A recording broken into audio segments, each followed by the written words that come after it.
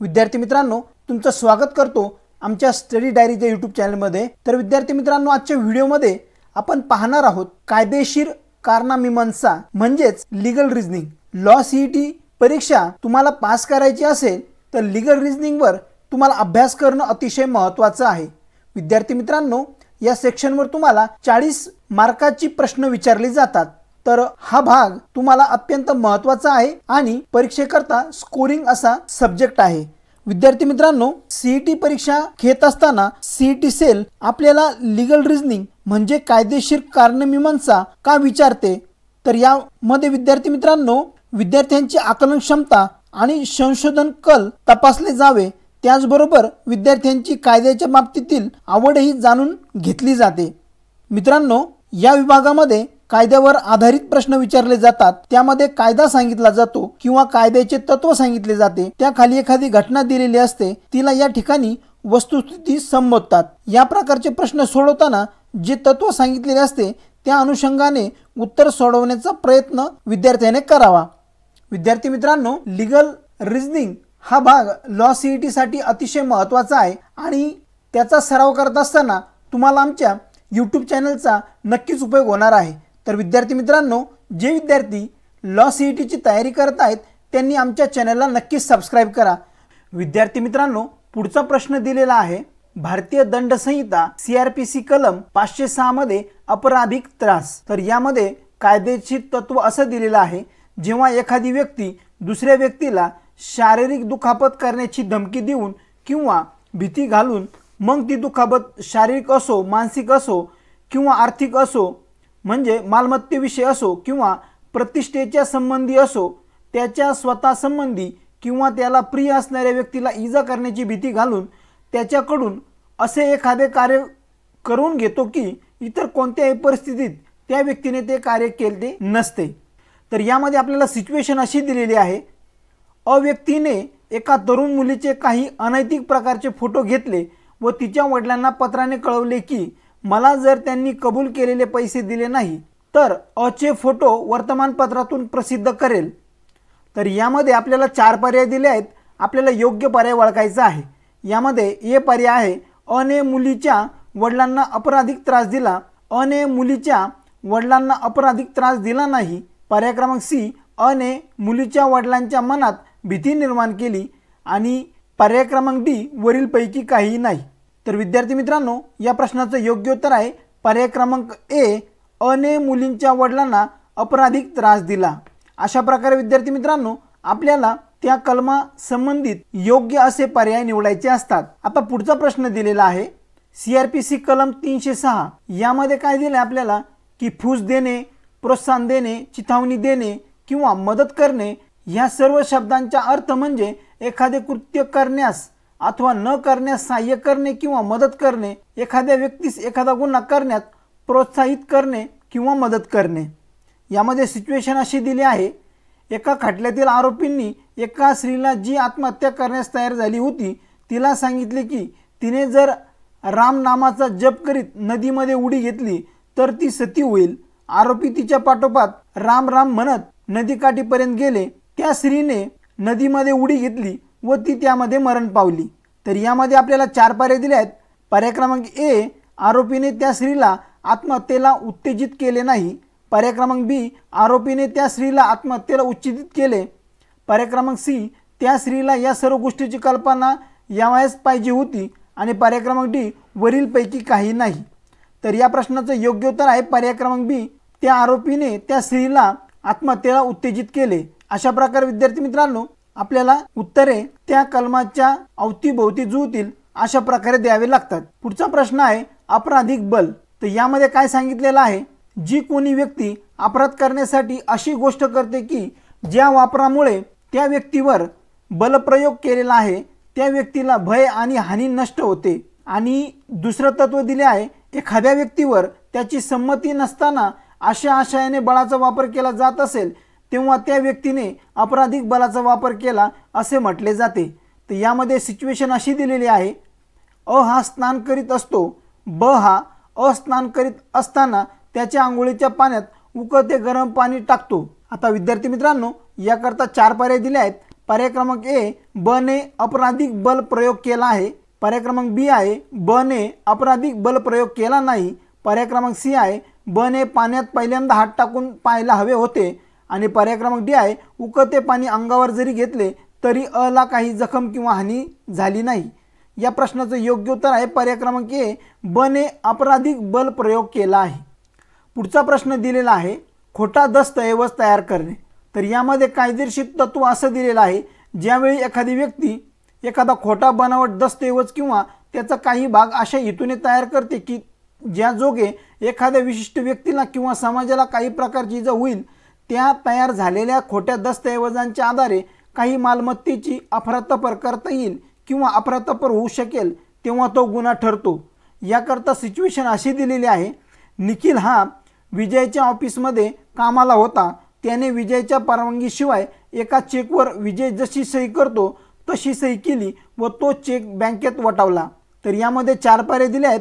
पर्याय क्रमांक ए, निखिलने विजयच्या चेकवर खोटी सही केली असली तरी त्याला गुन्हा म्हणता येणार नाही. पर्याय क्रमांक डी, निखिलने चेकवर सही केली कारण एका पार्टीला तो चेक द्यावायचा होता.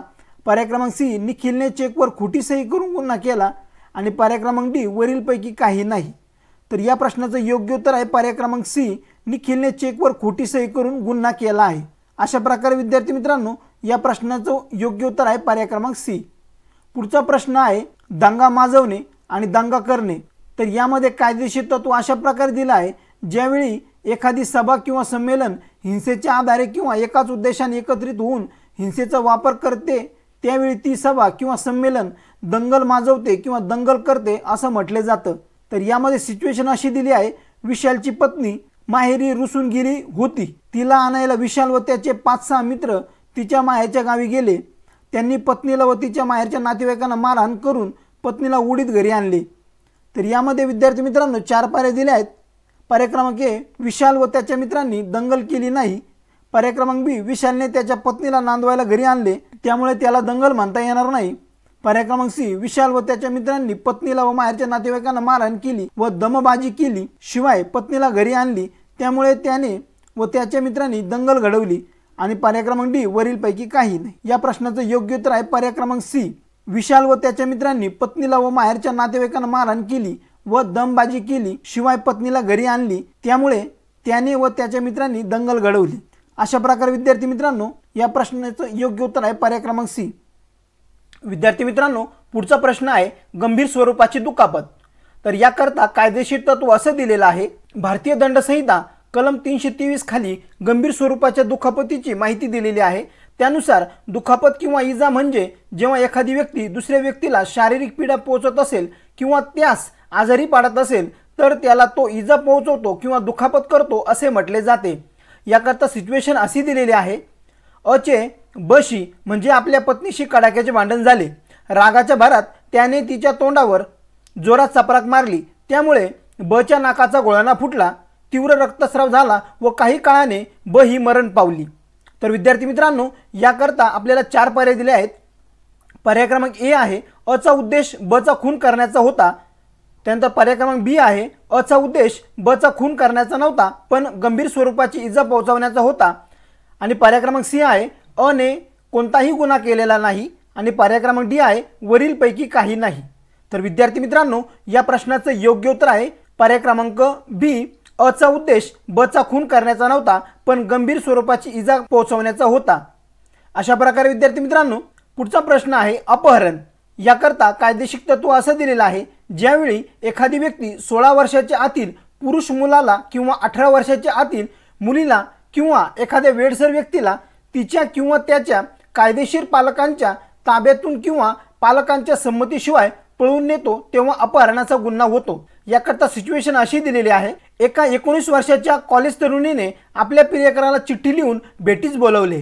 त्याप्रमाणे तो मोटार घेऊन कॉलेजच्या द्वारापाशी तिची वाट पाहत थांबला. काही वेळाने ती बाहेर आली व गाडीत बसून त्याच्या घरी गेली. त्याने तिथून निरनिराळ्या ठिकाणी तिला फिरवली व नंतर नोंदणी कार्यालयात जाऊन तिच्याशी विवाह केला. विद्यार्थी मित्रांनो, या प्रश्नाकरता 4 पर्याय दिले आहेत. पर्याय क्रमांक ए, प्रियकराने अपहरणाचा गुन्हा केला. पर्याय क्रमांक बी, प्रियकराने फूस लावली नाही तर ती तरुणी त्याच्याबरोबर स्वेच्छेने गेली होती. पर्याय क्रमांक सी, प्रियकराने अपहरणाचा गुन्हा केला कारण त्याने मुलीला कायदेशीर पालकाच्या ताब्यातून व त्याच्या संमतीशिवाय पळवले होते. आणि पर्याय क्रमांक डी, वरीलपैकी काही नाही. या प्रश्नाचं योग्य उत्तर आहे पर्याय क्रमांक बी, प्रियकराने फूस लावली नाही तर ती तरुणी त्याच्या बरोबर स्वइच्छेने गेली होती. यानंतरचा प्रश्न आहे अपघात, कलम 80. तर यामध्ये काय दिलेलं आहे, एखादी कायदेशीर कृती करता असता ती कृती म्हणजे त्याकरता सिच्युएशन अशी दिली आहे कायद्याने संमत केलेले मार्गाने, त्यानंतर दुसरा आहे कायदेशीर साधनाद्वारे आणि तिसरी आहे काळजीपूर्वक केली असते त्यावेळी त्याला कायदा गुन्हा समजणार नाही. याकरता वस्तुस्थिती अशी आहे, क्रिकेटची मॅच चालू असताना गोलंदाजाकडून जोरात बॉल लागून फलंदाजाच्या डोळ्याला दुखापत होते व फलंदाजाचा डोळा गमावतो. याकरता 4 पर्याय दिले आहेत.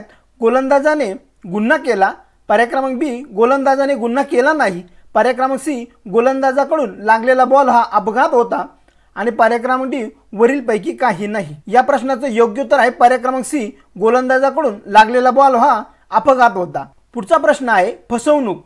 कायदेशीर तत्व काय सांगतं, जेव्हा एखादी व्यक्ती दुसऱ्या व्यक्तीला गैरप्रकारे किंवा प्रामाणिकपणे त्याची मालमत्ता स्वतःच्या हवाली करण्यास प्रवृत्त करतो किंवा त्याची संमती स्वतः एखादी मालमत्ता स्वतःजवळ ठेवून घेण्यास मिळवतो किंवा त्याला एखादे असे कृत्य करायला लावतो किंवा ते न करायला लावतो त्यावेळी फसवणूक होते. याकरता सिच्युएशन अशी आहे, अने मुद्दाम एका प्रख्यात कंपनीचा ट्रेडमार्क उत्पादनावर उठवला ज्यामुळे बला ती वस्तू त्या कंपनीची उत्पादन आहे असे वाटून त्याने ती जास्त पैसे देऊन विकत घेतली. याकरता 4 पर्याय दिले आहेत. पहिला पर्याय आहे अने बची फसवणूक केली नाही, दुसरा पर्याय आहे अने बची फसवणूक केली, तिसरा पर्याय हा फसवणुकीचा दोषी नाही आणि पर्याय क्रमांक डी आहे वरीलपैकी काही नाही. या प्रश्नाचं योग्य उत्तर आहे पर्याय क्रमांक बी, अने बची फसवणूक केली. पुढचा प्रश्न आहे खोडसाळपणा. याकरता कायदेशीर तत्व असं आहे, जेव्हा एखादी व्यक्ती दुसऱ्या व्यक्तीला किंवा मालमत्ताच्या गैरप्रकारे नुकसान पोहोचवते अथवा त्या मालमत्तेमध्ये असे बदल घडवते की त्याजोगे मालमत्तेची उपयुक्तता आणि किंमत कमी व्हावी तेव्हा ती व्यक्ती खोडसाळपणाचा गुन्हा करते. याकरता सिच्युएशन अशी आहे, अ आणि ब या दोघांच्या मालकीचा एक घोडा होता, बचा त्यावर जीव होता, अने गोळी घालून घोडा ठार केला. याकरता 4 पर्याय दिले आहेत. पहिला पर्याय आहे अने कोणताही खोडसाळपणा केला नाही, दुसरा पर्याय आहे अने खोडसाळपणा केला, तिसरा पर्याय आहे अने खोडसाळपणा केला असे म्हणता येणार नाही कारण त्याच्याही मालकीचा घोडा होता आणि पर्याय क्रमांक डी, वरीलपैकी काही नाही. या प्रश्नाचं योग्य उत्तर आहे पर्याय क्रमांक बी, अने खोडसाळपणा केला. चोरी. तर विद्यार्थी मित्रांनो, कायदेशीर तत्व काय सांगतं, जेव्हा एखादी व्यक्ती दुसऱ्या व्यक्तीच्या मालकीची जंगम मालमत्ता मालकीच्या परवानगीशिवाय व अप्रामाणिक मार्गाने स्वतःच्या उपयोगासाठी वापरते तेव्हा त्या कृत्याला चोरी आपण म्हणतो. याकरता सिच्युएशन अशी आहे, अला बच्या घरात बच्या मालकीची एक मूल्यवान अंगठी टेबलावर सापडली, अने अंगठी बच्या नकळत व संमतीशिवाय ती खिशात टाकून नेली. विद्यार्थी मित्रांनो, याकरता 4 पर्याय आपल्याला दिलेले आहेत. पहिला पर्याय आहे हे कृत्य चोरीचा गुन्हा ठरणार नाही, पर्याय क्रमांक बी, अचा उद्देश अप्रामाणिकपणाचा नव्हता, पर्याय क्रमांक सी, अचे कृत्य चोरीचा गुन्हा ठरेल आणि वरीलपैकी काही नाही. तर विद्यार्थी मित्रांनो, या प्रश्नाचं योग्य उत्तर आहे पर्याय क्रमांक सी, अचे कृत्य चोरीचा गुन्हा ठरेल. अशा प्रकारे विद्यार्थी मित्रांनो, आपल्याला प्रत्येक प्रश्नामध्ये योग्य पर्याय ओळखायचा आहे. विद्यार्थी मित्रांनो, पुढचा प्रश्न आहे अफरातफर करणे म्हणजे क्रिमिनल मिसॲप्रोप्रिएशन. यामध्ये कायदेशीर तत्व असं दिलेलं आहे, ज्यावेळी एखादी व्यक्ती दुसऱ्याची मालमत्ता पण स्वतःच्या फायद्यासाठी ती मालमत्ता स्वतःच्या मालकीची आहे असं समजून वापर करतो त्यावेळेस तो अफरातफर करतो. याकरता सिच्युएशन अशी आहे, अला रस्त्यामध्ये एक मूल्यवान अंगठी सापडली, अने तिचा खरा मालक कोण याचा पत्ता न लावता ताबडतोब विकली व त्या पैशाचा उपयोग स्वतःसाठी केला. याकरता विद्यार्थी मित्रांनो 4 पर्याय दिले आहेत. अने चोरीचा गुन्हा केला, पर्याय क्रमांक बी, हा अफरातफरीच्या गुन्ह्याचा दोषी नाही, पर्याय क्रमांक सी, हा अफरातफरीच्या गुन्ह्याचा दोषी आहे आणि पर्याय क्रमांक डी, वरीलपैकी काही नाही. या प्रश्नाचं योग्य उत्तर आहे पर्याय क्रमांक सी, हा अफरातफरीच्या गुन्ह्याचा दोषी आहे. यानंतरचा प्रश्न आहे मानववध. याकरता कायदेशीर तत्व असं दिलेलं आहे, जो कोणी मृत्यू करण्याच्या उद्देशाने किंवा अशा प्रकारची शारीरिक दुखापत पोहोचवण्याच्या आशयाने ज्याचा मृत्यू होण्याची शक्यता असते किंवा हे माहीत असताना की त्या कार्याने व्यक्तीचा मृत्यू होण्याची शक्यता आहे तर तो सदोष मनुष्यवधाचा अपराध होतो. विद्यार्थी मित्रांनो, याकरता सिच्युएशन आहे, कोणतेही कारण नसताना एका जमावावर गोळीबार करून त्या जमावातील एका व्यक्तीस ठार मारतो, अला हत्येचा दोषी ठरवले जाईल काय? याकरता 4 पर्याय दिले आहेत. पर्याय क्रमांक ए होय, कारण त्याने एका व्यक्तीला ठार मारले आहे. पर्याय क्रमांक बी नाही, कारण त्याने जमावावर गोळीबार केला होता. पर्याय क्रमांक सी नाही, कारण त्याचा उद्देश एका विशिष्ट व्यक्तीला ठार मारण्याचा नव्हता. आणि पर्याय क्रमांक डी वरीलपैकी काही नाही. या प्रश्नाचं योग्य उत्तर आहे पर्याय क्रमांक ए होय, कारण त्याने एका व्यक्तीला ठार मारलेलं आहे. यानंतरचा प्रश्न आहे प्रत्यक्ष कृती. विद्यार्थी मित्रांनो, याकरता कायदेशीर तत्व असं दिलेलं आहे, ज्या अपघाताने किंवा दुर्दैवाने कोणतीही घटना घडली असेल आणि फौजदारी हेतूशिवाय किंवा फौजदारी ज्ञानाशिवाय कोणतेही कायदेशीर कृत्य करताना व ते कृत्य कायदेशीर मार्गाने करताना व त्या माध्यमातून करताना घडले असेल, तर तसेच सर्व प्रकारची पूर्ण काळजी घेऊन करताना घडले असेल तर हे कृत्य गुन्हा होत नाही. याकरता वस्तुस्थिती अशी दिलेली आहे, विशालने हातात एक औषध घेतले, ते विषारी आहे किंवा नाही हे माहीत नसताना खोकल्याचे औषध म्हणून त्याने विकासला प्यायला दिले. ते औषध विकास पिला आणि विकासचा मृत्यू झाला. याकरता 4 पर्याय दिले आहेत. पहिला पर्याय आहे विकासचा मृत्यू अपघातजन्य होता, कारण विशालला विकासचा मारवायचा हेतू नव्हता. पर्याय क्रमांक बी विकासचा मृत्यू अपघातजन्य नव्हता, कारण विशालने निष्काळजीपणा केला होता. आणि पर्याय क्रमांक सी विकासचा मृत्यू हा अपघातजन्य होता, कारण विशालने विकासला खोकल्याचे औषध म्हणून ते औषध प्यायला दिले होते. आणि पर्याय क्रमांक डी विकासचा मृत्यू हा अपघातजन्य होता, कारण विशालला औषध विषारी आहे हे माहीत नव्हते. याकरता पर्याय क्रमांक बी हा बरोबर आहे. विकासचा मृत्यू अपघातजन्य नव्हता, कारण विशालने निष्काळजीपणा केला होता. यानंतरचा प्रश्न आहे बाल न्याय कायदा 2000 ज्या मुलाने टिंबटिंब वर्ष वय पूर्ण केले नाही त्याची किशोरवयीन अशी व्याख्या करतो. याकरता 4 पर्याय दिले आहेत. पर्याय क्रमांक ए 18 वर्ष, पर्याय क्रमांक बी 21 वर्ष, पर्याय क्रमांक सी मुलांसाठी 16 आणि मुलींसाठी 18 आणि पर्याय क्रमांक डी मुलांसाठी 18 आणि मुलींसाठी 21 वर्ष. तर विद्यार्थी मित्रांनो, या प्रश्नाचं योग्य उत्तर आहे पर्याय क्रमांक ए बाल न्याय कायदा 2000 ज्या मुलाने वयाची 18 वर्ष पूर्ण केलेली नाही त्याची किशोरवयीन व्याख्या अशा प्रकारे करता येईल. यानंतरचा प्रश्न आहे हत्या कधीही कायदेशीर असू शकत नाही हे विधान चूक आहे की बरोबर आहे किंवा खरे आहे की खोटे आहे हे आता आपल्याला ओळखायचं आहे. पर्याय क्रमांक ए आहे खरे, पर्याय क्रमांक बी आहे खोटे आणि पर्याय क्रमांक सी आहे अंशतः सत्य आणि पर्याय क्रमांक डी आहे वरीलपैकी काही नाही. विद्यार्थी मित्रांनो, हत्या कधीही कायदेशीर असू शकत नाही हे विधान खोटं आहे, म्हणजे या प्रश्नाचं योग्य उत्तर आहे पर्याय क्रमांक बी. यानंतरचा प्रश्न आहे साक्षीदारांच्या संरक्षणासाठी मार्गदर्शक तत्वे टिंबटिंब या प्रकरणामध्ये जारी करण्यात आली. तर याकरता आपल्याला केस लॉज दिले आहे. यामध्ये पहिला केस लॉ आहे नीलम कटारा प्रकरण, त्यानंतर पर्याय क्रमांक बी मध्ये शिवानी भटनागर प्रकरण, पर्याय क्रमांक सी केतन तिरोडकर प्रकरण, पर्याय क्रमांक डी नोएडा दुहेरी हत्या प्रकरण. तर विद्यार्थी मित्रांनो, या प्रश्नाचं योग्य उत्तर आहे पर्याय क्रमांक ए नीलम कटारा प्रकरण. साक्षीदारांच्या संरक्षणासाठी मार्गदर्शक तत्वे नीलम कटारा प्रकरण यामध्ये जारी करण्यात आलेली आहे. यानंतरचा प्रश्न आहे कायदेशीर शब्दात या इंग्रजी शब्दाचा अर्थ काय होतो किंवा काय आहे. तर या प्रश्नाकरिता 4 पर्याय आपल्याला दिलेले आहे. पहिला पर्याय आहे प्रथमच गुन्हेगार, दुसरा पर्याय आहे आस्तिक, तिसरा पर्याय आहे नास्तिक आणि चौथा पर्याय आहे सवयीचा गुन्हेगार. तर या प्रश्नाचं योग्य उत्तर आहे पर्याय क्रमांक डी या इंग्रजी शब्दाचा अर्थ आहे सवयीचा गुन्हेगार. त्यानंतरचा प्रश्न आहे legal maxim volenti non fit injuria म्हणजे काय. तर या लीगल मॅक्झिमचा किंवा या म्हणीचा अर्थ आपल्याला सांगायचा आहे. व्हॉलेंटी नॉन फिट इंजुरिया म्हणजे काय. तर यामध्ये 4 पर्याय दिले आहेत. संमतीने झालेली हानी इजा मानली जाऊ शकत नाही, संमतीने झालेली हानी एक इजा मानली जाऊ शकते. पर्याय क्रमांक सी झालेली हानी आणि संमती या असंबंधित संज्ञा आहेत. पर्याय क्रमांक डी जोपर्यंत हानीचा संबंध आहे तोपर्यंत संमती महत्त्वाची नाही. तर विद्यार्थी मित्रांनो, या प्रश्नाचं योग्य उत्तर आहे पर्याय क्रमांक A legal maxim volenti non fit injuria म्हणजे संमतीने झालेली हानी इजा मानली जाऊ शकत नाही. तर या प्रश्नाचं योग्य उत्तर आहे पर्याय क्रमांक ए. यानंतरचा प्रश्न आहे IPC इंडियन पिनल कोड अंतर्गत खाजगी संरक्षणाचा अधिकार टिंबटिंबचे रक्षण यासाठी उपलब्ध आहे. तर याकरता 4 पर्याय आहेत स्वतःचे आणि मालमत्तेचे. पर्याय क्रमांक बी आहे स्वतःचे इतर मानवांचे आणि मालमत्तेचे. पर्याय क्रमांक सी आहे स्वतः आणि इतर मानव आणि पर्याय क्रमांक डी आहे स्वतः. विद्यार्थी मित्रांनो, IPC अंतर्गत खाजगी संरक्षणाचा अधिकार स्वतःचे आणि मालमत्तेचे संरक्षण यासाठी उपलब्ध आहे. म्हणजे याचं उत्तर असणार आहे पर्याय क्रमांक ए. विद्यार्थी मित्रांनो, पुढचा प्रश्न आहे सामान्य वापरात अबेट या शब्दाचा अर्थ काय आहे.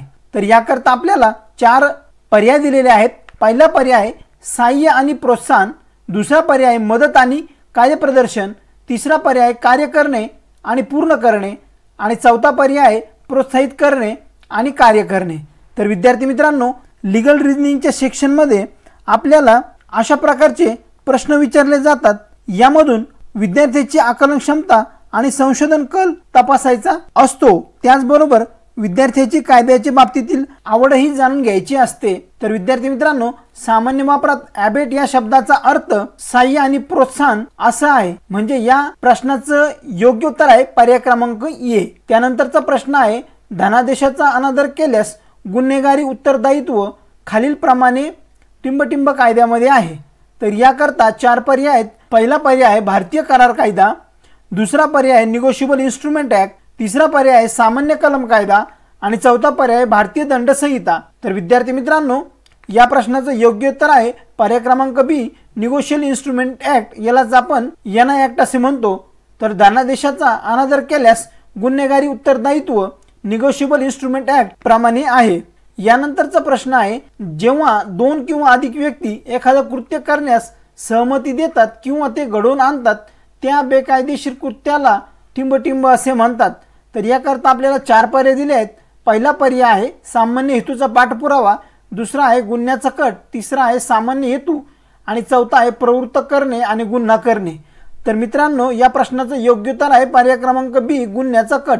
जेव्हा 2 किंवा अधिक व्यक्ती एखादे कृत्य करण्यास सहमती देतात किंवा ते घडवून आणतात त्या बेकायदेशीर कृत्याला गुन्ह्याचा कट असे म्हणतात. विद्यार्थी मित्रांनो, पुढचा प्रश्न आहे इंडियन पिनल कोडचे कोणते कलम खुनाच्या गुन्ह्याशी संबंधित आहे. याकरता 4 पर्याय दिले आहेत. कलम 299, कलम 300, कलम 199 आणि कलम 200. तर विद्यार्थी मित्रांनो, पर्याय क्रमांक बी कलम 300 हे इंडियन पिनल कोडच्या खुनाच्या गुन्ह्याशी संबंधित आहे. त्यानंतरचा प्रश्न आहे लॅटिन मॅक्सिम्स इन क्रिमिनिबस प्रोबेशन्स बेंडेट एसे लूस क्लिरेस म्हणजे काय.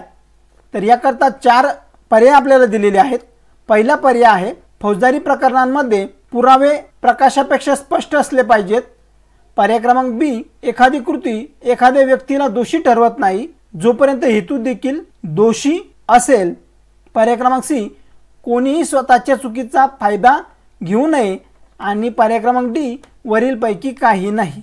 तर विद्यार्थी मित्रांनो, पर्याय क्रमांक ए फौजदारी प्रकरणांमध्ये पुरावे प्रकाशापेक्षा स्पष्ट असले पाहिजेत हा या लॅटिन भाषेतील संज्ञेचा म्हणजे म्हणीचा अर्थ होतो. तर विद्यार्थी मित्रांनो, in criminalibus probationes bedent esse luce clariores या लॅटिन भाषेतील म्हणीचा अर्थ फौजदारी प्रकरणामध्ये पुरावे प्रकाशापेक्षा स्पष्ट असले पाहिजे असा होतो. त्यानंतरचा प्रश्न आहे चोरीचा गुन्हा फक्त टिंबटिंब विरुद्ध असू शकतो. तर यामध्ये 4 पर्याय आहेत. पहिला पर्याय आहे जंगम आणि स्थावर मालमत्ता, पर्याय क्रमांक बी फक्त जंगम मालमत्ता, पर्याय क्रमांक सी केवळ स्थावर मालमत्ता आणि पर्याय क्रमांक डी वरीलपैकी काही नाही. या प्रश्नाचं योग्य उत्तर आहे पर्याय क्रमांक बी फक्त जंगम मालमत्ता. चोरीचा गुन्हा फक्त जंगम मालमत्ता विरुद्ध असू शकतो. यानंतरचा प्रश्न आहे सार्वजनिक शांतता विरुद्ध गुन्हे सामान्यतः टिंबटिंब संदर्भित म्हणून केले जातात. यामध्ये 4 पर्याय आहेत. हल्ला, दुसरा पर्याय आहे कट, तिसरा पर्याय गट गुन्हे आणि चौथा पर्याय आहे गट गुन्हे आणि बेकायदेशीर सभा. तर विद्यार्थी मित्रांनो, पर्याय क्रमांक डी म्हणजे गट गुन्हे आणि बेकायदेशीर सभा हा योग्य पर्याय आहे. सार्वजनिक शांतता विरुद्ध गुन्हे सामान्यतः गट गुन्हे आणि बेकायदेशीर सभा संदर्भित म्हणून केले जातात. विद्यार्थी मित्रांनो, पुढचा प्रश्न आहे बेकायदेशीर जमावाच्या गुन्ह्यासाठी आवश्यक असलेल्या व्यक्तींची संख्या टिंबटिंब IPC अंतर्गत आहे. यामध्ये पर्याय क्रमांक ए केवळ 4, पर्याय क्रमांक बी केवळ 3 किंवा अधिक व्यक्ती, त्यानंतर पर्याय क्रमांक सी 5 किंवा अधिक व्यक्ती आणि पर्याय क्रमांक डी 10 किंवा अधिक व्यक्ती।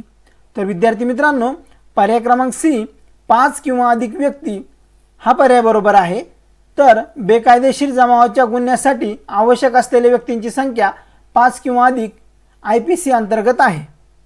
विद्यार्थी मित्रांनो, पुढचा प्रश्न आहे, बेकायदेशीरपणे अग्नीद्वारे मालमत्तेचे नुकसान किंवा नष्ट करण्याचा गुन्हा याला टिंबटिंब असे म्हणतात। पर्याय क्रमांक ए दरोडा, पर्याय क्रमांक बी जाळपोळ, पर्याय क्रमांक सी अनैसर्गिक कृत्य, पर्याय क्रमांक डी फसवणूक। तर या प्रश्नाचं योग्य उत्तर आहे पर्याय क्रमांक बी जाळपोळ। बेकायदेशीर अग्नीद्वारे मालमत्तेचे नुकसान किंवा नष्ट करण्याचा गुन्हा याला जाळपोळ म्हणतात। त्यानंतर पुढचा प्रश्न आहे, अभियोग म्हणजे? याकरता 4 पर्याय दिले आहेत। पर्याय क्रमांक ए दिवाणी खटला, पर्याय क्रमांक बी टॉर्टस मधील एक कृती, पर्याय क्रमांक सी खटल्याची सुरुवात, पर्याय क्रमांक डी न्यायदंडाधिकाऱ्यासमोर फौजदारी आरोप करणे। या प्रश्नाचं योग्य उत्तर आहे पर्याय क्रमांक डी अभियोग म्हणजे न्यायदंडाधिकाऱ्यासमोर फौजदारी आरोप करणे। यानंतरचा प्रश्न आहे, भारतीय दंड संहिता 1860 प्रथम कायदा आयोगाने तयार केली होती, त्याचे अध्यक्ष कोण होते? तर विद्यार्थी मित्रांनो, येथे 4 पर्याय दिले आहेत। लॉर्ड डलहौसी, त्यानंतर लॉर्ड विल्यम बेंटिंक, त्यानंतर लॉर्ड मॅकॉले आणि लॉर्ड वेलेस्ली। तर विद्यार्थी मित्रांनो, पर्याय क्रमांक सी लॉर्ड मॅकॉले हे भारतीय दंड संहिता 1860 प्रथम कायदा आयोगाचे अध्यक्ष होते। त्यानंतरचा प्रश्न आहे, गंभीर आणि अचानक चिथावणीमुळे मृत्यू हा टिंबटिंब होतो। तर याकरता 4 पर्याय दिले आहेत। पर्याय क्रमांक ए दोषी हत्या, पर्याय क्रमांक बी खुनासाठी दोषी हत्या, पर्याय क्रमांक सी खून नसून दोषी हत्या आणि पर्याय क्रमांक डी खून। तर विद्यार्थी मित्रांनो, पर्याय क्रमांक सी हा बरोबर आहे।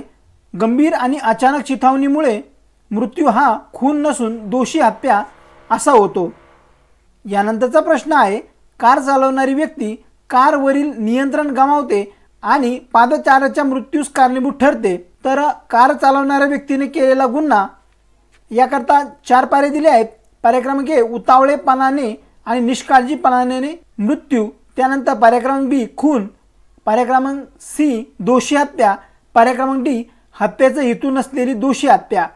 तर विद्यार्थी मित्रांनो, या प्रश्नाचं योग्य उत्तर आहे पर्याय क्रमांक ए कार चालवणारी व्यक्ती कारवरील नियंत्रण गमावते आणि पादचाऱ्याच्या मृत्यूस कारणीभूत ठरते, तर कार चालवणाऱ्या व्यक्तीने केलेला गुन्हा हा उतावळेपणाने आणि निष्काळजीपणाने केलेला गुन्हा होय। तर यानंतरचा प्रश्न आहे, बाल न्याय कायदा सन 2000 अंतर्गत एक अल्पवयीन टिंबटिंब वयवर्ष पूर्ण झालेली नाही अशी व्याख्या आपल्याला करता येईल। तर याकरता 4 पर्याय दिले आहेत।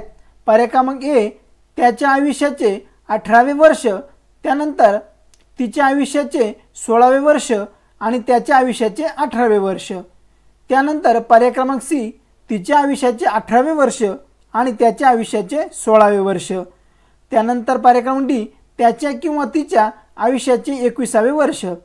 तर विद्यार्थी मित्रांनो, या प्रश्नाचं योग्य उत्तर आहे पर्याय क्रमांक ए बाल न्याय कायदा सन 2000 अंतर्गत एका अल्पवयीन त्याच्या आयुष्याचे 18वे वर्ष पूर्ण झालेले नाही। म्हणजे या प्रश्नाचं योग्य उत्तर आहे पर्याय क्रमांक ए 18वे वर्ष। यानंतरचा प्रश्न आहे, टिंबटिंब वयापेक्षा कमी वयाच्या मुलीशी लैंगिक संबंध मुलीच्या संमतीने केले असले तरीही त्याला बलात्कार म्हटले जाते। तर याकरता 4 पर्याय दिले आहेत। पर्याय क्रमांक ए 16 वर्ष, पर्याय क्रमांक बी 18 वर्ष, पर्याय क्रमांक सी 17 वर्ष आणि पर्याय क्रमांक डी 21 वर्ष। तर या प्रश्नाचं योग्य उत्तर आहे पर्याय क्रमांक ए 16 वर्ष। 16 वर्ष वयापेक्षा कमी वयाच्या मुलीशी लैंगिक संबंध मुलीच्या संमतीने केले असले तरी त्याला बलात्कार असे म्हटले जाते। त्यानंतरचा प्रश्न आहे, भारतीय दंड संहिता 1860 टिंबटिंब अशी आहे।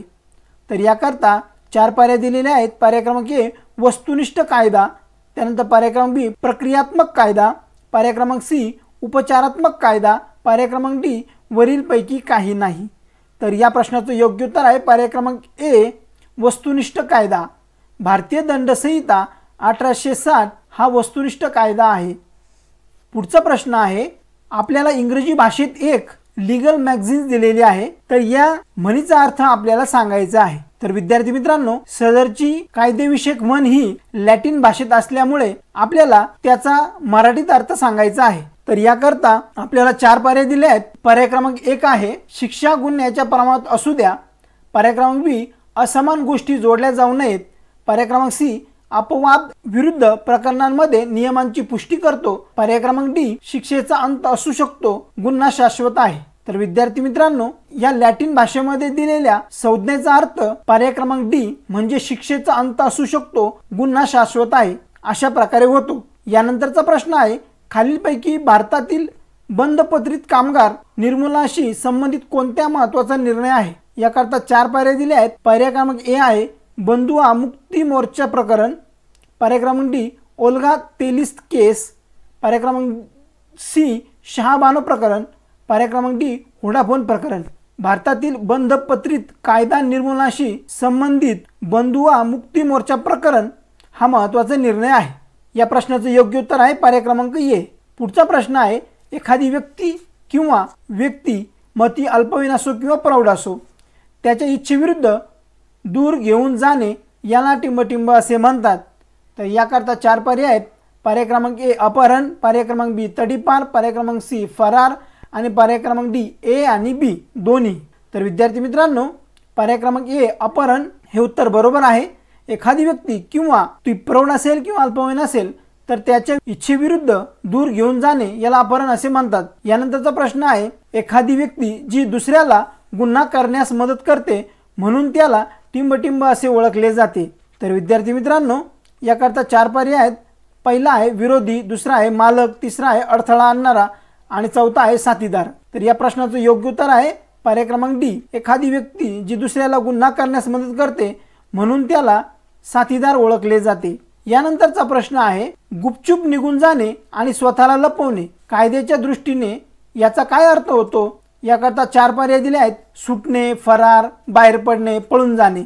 याकरता योग्य उत्तर आहे पर्याय क्रमांक बी फरार। गुपचूप निघून जाणे आणि स्वतःला लपवणे याचा अर्थ कायदेशीर दृष्टीने फरार असा होतो। त्यानंतर पुढचा प्रश्न आहे अपराधी हत्या म्हणजे काय। याकरता 4 पर्याय दिले आहेत एखाद्याला बेकायदेशीरपणे किंवा त्याशिवाय मारण्याचा हेतू। दुसरा आहे कायदेशीर हत्या ज्याला खून म्हणून वर्गीकृत केले जाते। पर्याय क्रमांक सी एखाद्याला बेकायदेशीरपणे मारण्याचा गुन्हा करण्याचा हेतूशिवाय। पर्याय क्रमांक डी एखाद्याला बेकायदेशीरपणे मारण्याचा गुन्हा करण्याच्या उद्देशाने। तर विद्यार्थी मित्रांनो, या प्रश्नाचं योग्य उत्तर आहे पर्याय क्रमांक ए एखाद्याला बेकायदेशीरपणे किंवा त्याशिवाय मारण्याचा हेतू म्हणजे अपराधी हत्या होय।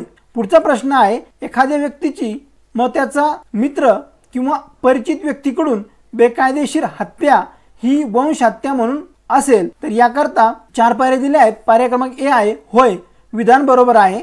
पर्याय क्रमांक बी नाही, विधान बरोबर नाही।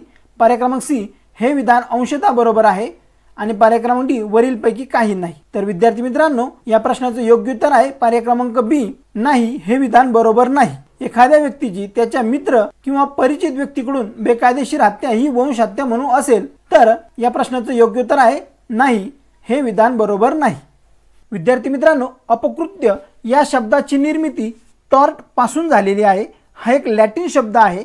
अपकृत्यामध्ये एखादी व्यक्ती एखाद्या कायद्याविरुद्ध म्हणजेच बेकायदेशीर कार्य करते, त्यामुळे त्या व्यक्तीला जिच्या विरुद्ध कार्य होते त्या व्यक्तीला त्याबाबत नुकसान भरपाईसाठी कारवाई करण्याचा हक्क मिळतो। विद्यार्थी मित्रांनो, अपकृत्याची व्याख्या करताना साल्मनने असं म्हटलं आहे की अपकृत्य हा एक दिवाणी दोष आहे व त्यावर कायदेशीर उपाय म्हणणे नुकसानीची भरपाई करणे हा होय। अपकृत्याची जबाबदारी पूर्वी निश्चित केलेल्या कर्तव्यभंगापासून उत्पन्न होते, त्यावर उपाय म्हणजे अनिर्धारित नुकसान भरपाईची कारवाई होय। जो कोणी असे अपकृत्य करेल त्या व्यक्तीस टॉर्ट फीजर असे म्हटले जाते। जो बाधित आहे किंवा ज्याला त्या कृत्यामुळे नुकसान भरपाई मिळाली पाहिजे त्याला आपण बाधित असे म्हणू शकतो। विद्यार्थी मित्रांनो, आता लॉ ऑफ टॉर्टची लक्षणं काय आहेत ते आपल्याला पाहायचं आहे। तर यामध्ये सर्वप्रथम अपकृत्यामध्ये ज्या अधिकारांचे अतिक्रमण होते ते लोकांसंबंधी असतात आणि ते पूर्व समाजाच्या विरुद्ध उपलब्ध असतात। उदाहरणार्थ मानहानी करणे। त्यानंतर दुसरं लक्षण आपल्याला सांगता येईल अपकृत्य हा एक दिवाणी दोष आहे, तो करारभंग न्यासभंग नसतो। जर अनुचित कार्य करारभंग न्यासभंग असेल तर असे कार्य अपकृत होऊ शकत नाही। विद्यार्थी मित्रांनो, तिसरं लक्षण आहे जर एखादे कार्य विधीद्वारे अधिकृत असेल, कायदेशीर असेल, तर कार्य अनुसूचित असेल तरी ते कार्य मग अपकृत्य पूर्ण होणार नाही. चौथं लक्षण आहे कर्तव्यभंगामुळे जबाबदारी निर्माण होत असेल तर ते एखाद्या कायद्यानुसार पहिल्यापासूनच निश्चित असते. त्यानंतरचं लक्षण आहे कर्तव्यामुळे जी जबाबदारी निर्माण होते ते एक विधी कर्तव्य असते. अपकृत्यामध्ये सामाजिक आधार किंवा नैतिक कर्तव्य व धार्मिक कर्तव्याचे महत्त्व नसते. आणि शेवटचं लक्षण आहे शेवटी मिळणारी नुकसान भरपाई पैशाच्या स्वरूपात असते. नुकसानीचा कायदा व इतर कायदे यांच्यातील महत्त्वाचे असे फरक आपल्याला पाहायला मिळणार आहेत. यामध्ये आपण अपकृत्य विधी व कराराचा कायदा यामधलाही फरक पाहू शकतो. त्यानंतर अपकृत्य विधी आणि फौजदारी यामधलाही आपण फरक पाहू शकतो. विद्यार्थी मित्रांनो, त्याकरता सर्वप्रथम आपल्याला अपकृत्य विधीची तत्त्वे माहीत असणं आवश्यक आहे. म्हणून आता पहिला जे तत्व आहे तर ते इंजुरिया सिने डॅमनम म्हणजे विद्यार्थी मित्रांनो हा एक लॅटिन शब्द आहे. याचा अर्थ काय होतो, या तत्वाचं महत्त्व काय आहे ते आता आपण पाहणार आहोत. कोणत्याही प्रकारचे नुकसान न करता कायदेशीर भंग करणे. त्यानंतर क्षतीचा अर्थ एखाद्या वैध अधिकाराचा भंग करणे होय आणि हानीचा अर्थ संपत्तीची हानी, सुखाची हानी, स्वास्थ्याची हानी किंवा अशा प्रकारच्या वस्तूंची हानीशी असते. विद्यार्थी मित्रांनो, पुढचं तत्व आपल्याला सांगता येईल एखाद्या वैध अधिकाराचा भंग केला जातो परंतु त्या प्रकारची कोणती हानी पोचत नाही.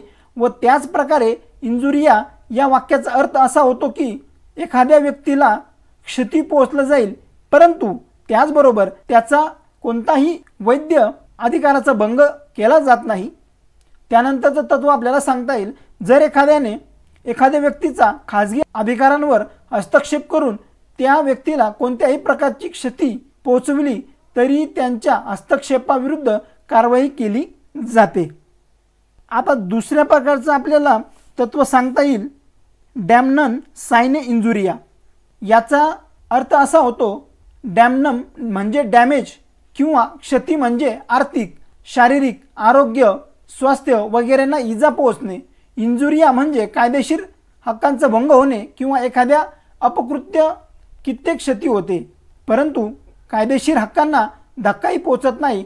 कृत्यांच्या कायद्यामध्ये ज्यावेळी कायदेशीर हक्क इजा नुकसानी पोचत नाही त्यावेळी कोणतीही कायदेशीर कारवाई घेता येत नाही परंतु नुकसान पोचलेले दिसत असून ह्या कायद्यात त्यावर उपाययोजना करता येत नाही. अशा परिस्थितीमध्ये अगदी पराकुटीचे भरून न येणारे नुकसान पोचले तर त्यावर कायदेशीर कारवाई करणे किंवा अन्य उपाययोजना करणे शक्य होत नाही. कारण कायदा प्रत्येक नुकसानीची दखल घेत नसतो व घेणे त्याला शक्यही होणार नाही. कायद्यात फिर्यादीला त्याच्या कायदेशीर नुकसानीची कोणतीही हक्कभंगाचा पुरावा साबित करावा लागतो. याकरता विद्यार्थी मित्रांनो आपण एक उदाहरण पाहूया. यामध्ये कायदेशीर तत्व अशा प्रकारे दिलेलं आहे कोणत्याही प्रकारचे नुकसान न होता अवैध अधिकारांचा भंग झाला तर दावा लावता येतो. आता वस्तुस्थिती अशी आहे प्रकाश मयेच्या हॉटेलमध्ये गिराईक म्हणून उतरला होता. हॉटेलचे खाणे त्याला पसंत न पडल्याने त्याने एके दिवशी बाहेरून पदार्थ विकत आणले व ते हॉटेलच्या किचनमधून शिजून मागितले. त्याला ते शिजून मिळाले परंतु त्यासोबत बिल पण पाठवले गेले. ते बिल भरण्याचे फिर्यादीने नाकारले. दुसऱ्या दिवशी नाश्ता करण्यासाठी तो हॉटेलमध्ये गेला असता त्याला नाश्ता नाकारला गेला. नाश्ता घेण्याचा त्याचा हक्कभंग तर झालाच पण इतर ग्राहकासमोर त्याची व्यक्तिगत अपमान व मानहानीसुद्धा झाली. ही झाली सिच्युएशन. आता यामध्ये आपल्याला 4 पर्याय दिले आहेत. मग आपल्याला योग्य पर्याय ओळखायचा असतो. यामध्ये आहे प्रकाशला दाव्यात यश मिळणार नाही कारण त्याचा या हॉटेलमध्ये काही तोटा झाला नव्हता. त्यानंतर बी पर्याय आहे प्रकाशला दाव्यात यश मिळेल कारण नाश्ता मिळणे त्याचा हक्क होता. आणि पर्याय क्रमांक सी आहे प्रकाशला दाव्यात यश मिळणार नाही कारण त्याला मयेच्या हॉटेलमध्ये नाश्ता दिला नसला तरी दुसरीकडे नाश्ता मिळाला असता. आणि पर्याय क्रमांक डी आहे वरीलपैकी काही नाही. तर विद्यार्थी मित्रांनो या प्रश्नाचं योग्य उत्तर आहे पर्याय क्रमांक बी प्रकाशला दाव्यात यश मिळेल कारण नाश्ता मिळण्याचा त्याचा हक्क होता. विद्यार्थी मित्रांनो यामध्ये कायदेशीर तत्वच आपल्याला असं सांगतं की कोणत्याही प्रकारचे नुकसान न होता अवैध अधिकाराचा भंग झाला तर दावा लावता येतो. त्यामुळे या सिच्युएशनला पर्याय क्रमांक बी हा बरोबर आहे. विद्यार्थी मित्रांनो अजून एक उदाहरण आपण पाहूया. यामध्ये आहे कायदेशीर तत्व काय आहे. कायद्यात कित्येक कृत्य अपाय करणारी इजा पोहोचवणारी असली तरी ती दुष्कृत्ये अपकृत्ये समजली जात नाहीत. व म्हणून ती कृत्यांवर कायदेशीर कारवाई करण्याचा हक्क फिर्यादीला मिळत नाही. याकरता सिच्युएशन अशी आहे, आशिषचे नाव नजर चुकीने विद्यापीठाच्या परीक्षेच्या यशस्वी विद्यार्थ्यांच्या यादीमध्ये तो पास झाला असतानाही वगळले गेले. आशिषने न्यायालयात दावा ठोकला. आशिषला दाव्यात यश मिळेल काय? तर यामध्ये पर्याय क्रमांक ए आहे, होय, कारण आशिष पास झाला होता. 2 नंबरचा पर्याय नाही, कारण विद्यापीठाने नाव वगळून कोणत्याही प्रकारे आशिषचा हक्कभंग केला नव्हता. पर्याय क्रमांक सी, होय, कारण विद्यापीठाकडून चूक झाली होती. आणि पर्याय क्रमांक डी, वरीलपैकी काही नाही. विद्यार्थी मित्रांनो, या प्रश्नाचं योग्य उत्तर आहे पर्याय क्रमांक बी, नाही, कारण विद्यापीठाने नाव वगळून कोणत्याही प्रकारे आशिषचा हक्कभंग केला नव्हता. विद्यार्थी मित्रांनो, कायदेशीर तत्वच आपल्याला काय सांगतं? कायद्यात कित्येक कृत्ये अपाय करणारी, इजा पोहोचवणारी असली तरी ती दुष्कृत्ये किंवा अपकृत्ये समजली जात नाहीत व म्हणून ती कृत्यावर कायदेशीर कारवाई करण्याचा हक्क फिर्यादीला मिळत नाही. म्हणून या प्रश्नाचं योग्य उत्तर असणार आहे पर्याय क्रमांक बी. विद्यार्थी मित्रांनो, लॉ ऑफ टॉर्चचा अभ्यास करत असताना आपल्याला सीईटीच्या पॉईंट ऑफ व्ह्यूने काही महत्त्वाची उदाहरणं घ्यायची आहेत. तर विद्यार्थी मित्रांनो, यामध्ये आपण प्रॅक्टिससाठी काही उदाहरणं घेणार आहोत. तर त्याकरता आपल्याला कायदेशीर तत्व दिलं जाणार आहे आणि त्यावर एक सिच्युएशन दिली जाईल. त्याखाली 4 पर्याय दिले जातील आणि त्या 4 पर्यायामधून तुम्हाला योग्य पर्याय निवडायचा आहे. तर विद्यार्थी मित्रांनो, प्रश्न असा आहे, कायदेशीर तत्व आपल्याला असं सांगतं की कोणत्याही प्रकारचे कायदेशीर औचित्य नसताना एखाद्या व्यक्तीच्या जमिनीवर किंवा जमिनीशी संबंधित अधिकारांमध्ये अयोग्य प्रकारे हस्तक्षेप करणे म्हणजे अडथळा निर्माण करणे होय. अडथळ्यामुळे एखाद्या व्यक्तीला आघात, असुविधा किंवा नुकसान होते. याकरता सिच्युएशन अशी आहे, फिर्यादी हा एक हमरस्त्यावरून चालत असता एका घराच्या खिडकीची काच खाली पडली व फिर्यादीच्या हाताला त्यामुळे जखम झाली. घराची हवाई हल्ल्यामध्ये बरेच नुकसान, पडझड झाली होती. प्रतिवादी घरमालकाला घराच्या पडझडीची माहिती नव्हती. त्याने ती करून घेण्याची खबरदारी घेतली नाही. त्यामुळे घरे हमरस्त्यावर एका प्रकारचा अडथळा झाले होते. तर याकरता 4 पर्याय दिलेले आहेत. पहिला पर्याय आहे, प्रतिवादीला जबाबदार धरले जाणार नाही, कारण फिर्यादीने सावधानतेने चालायला हवे होते. त्यानंतर पर्याय क्रमांक बी, प्रतिवादीला जबाबदार धरले जाणार नाही, कारण प्रतिवादी घरमालकाच्या घराच्या पडझडीची माहिती नव्हती. प्रतिवादीला जबाबदार धरले जाईल, कारण त्याने योग्य ती काळजी घेतली नाही आणि वरीलपैकी काही नाही. तर विद्यार्थी मित्रांनो, या प्रश्नाचं योग्य उत्तर आहे पर्याय क्रमांक सी, प्रतिवादीला जबाबदार धरले जाणार कारण त्याने योग्य ती काळजी घेतलेली नाही. यानंतरचा प्रश्न आहे, कायदेशीर तत्व काय सांगतं? जर एखादी व्यक्ती आवश्यक सावधानीचा उपयोग करीत नसेल किंवा दुसऱ्या एखाद्या व्यक्तीच्या कायदेशीर हक्काची अवहेलना करीत असेल तर तो व्यक्ती निष्काळजीपणा करतो. त्याकरता सिच्युएशन दिलेली आहे, फिर्यादी श्री आपल्या मैत्रिणीसोबत एका हॉटेलमध्ये गेली होती. तेथे त्यांनी 2 आईस्क्रीम आणि 1 बाटली जिंजर बियर मागवली. आईस्क्रीमवर जिंजर बियर ओतून खायची असते म्हणून ती ओतली असता बियरची बाटलीमधून एक गांडूळ आईस्क्रीममध्ये सापडले. प्रतिवादीच्या कारखान्यामध्ये बियर बाटल्या तयार होत असत. आईस्क्रीममध्ये गांडूळ पाहून फिर्यादीला घृणा वाटली. त्याचा धक्क्याचा परिणाम तिला गॅस्ट्रोइंटेरिक हा आजार झाला. विद्यार्थी मित्रांनो, याकरता 4 पर्याय दिले आहेत. प्रतिवादीने बाटल्या तयार करीत असताना निष्काळजीपणा केला नाही. पर्याय क्रमांक बी, प्रतिवादीने स्वच्छतेविषयी योग्य ती काळजी घेतली नाही. पर्याय क्रमांक सी, प्रतिवादीने निष्काळजीपणा केला असे म्हणता येणार नाही आणि वरीलपैकी काही नाही. या प्रश्नाचं योग्य उत्तर आहे पर्याय क्रमांक बी, प्रतिवादीने स्वच्छतेविषयी योग्य ती काळजी घेतली नाही. पुढचा प्रश्न आहे, यामध्ये कायदेशीर तत्व असं सांगतं, न टाळता येणारा अपघात म्हणजे जेव्हा योग्य ती काळजी, सावधानता आणि कुशलता वापरलेली असते तरी पण अपघात होतोच, म्हणजे हा अपघात शारीरिकदृष्ट्या न टाळता येण्याजोगा असतो. यामध्ये सिच्युएशन अशी आहे, प्रतिवादीचा मोटर ट्रक प्रतिवादीच्या निष्काळजीपणाने रस्त्यातच पेटला. फिर्यादी गस्त घालणारा पोलीस ट्रकपासून 100 यार्ड दूर होता. ट्रकची आग विझवण्यासाठी पाण्याचा पाईप घेऊन तो धावला, परंतु वाटेत असणाऱ्या खड्ड्यात त्याचा पाय अडकून तो पडला व त्याला इजा झाली. पर्याय क्रमांक ए, प्रतिवादीने निष्काळजीने वागल्यामुळे तो जबाबदार राहील. पर्याय क्रमांक बी, फिर्यादीचा अपघात हा प्रतिवादीच्या निष्काळजीपणाने न होता रस्त्यातील खड्ड्यांमुळे झाला व त्याला प्रतिवादी जबाबदार राहणार नाही. पर्याय क्रमांक सी, पोलिसांनी आग विझवायला जायला नको होते आणि पर्याय क्रमांक डी, वरीलपैकी काही नाही. या प्रश्नाचं योग्य उत्तर आहे पर्याय क्रमांक बी, फिर्यादीचा अपघात हा प्रतिवादीच्या निष्काळजीपणाने न होता रस्त्यातील खड्ड्यांमुळे झाला व त्याला प्रतिवादी जबाबदार राहणार नाही. पुढचा प्रश्न आहे, कोणत्याही प्रकारचे नुकसान न होता वैध अधिकारांचा भंग झाला तर दावा लावता येतो. हे झालं कायदेशीर तत्व. याकरता सिच्युएशन अशी आहे, प्रतिवादी हा निवडणूक अधिकारी होता. प्रतिवादीला मतदानाचा हक्क असता त्याचे नाव मतदार यादीत असता प्रतिवादीने त्याला चुकीच्या पद्धतीने मतदान करू दिले नाही. फिर्यादीला ज्याला मत द्यायचे होते तोच उमेदवार निवडून आला आणि फिर्यादीच्या एका मताने त्याच्या विजयात काहीच फरक पडला नाही. त्याने न्यायालयात दावा ठोकला.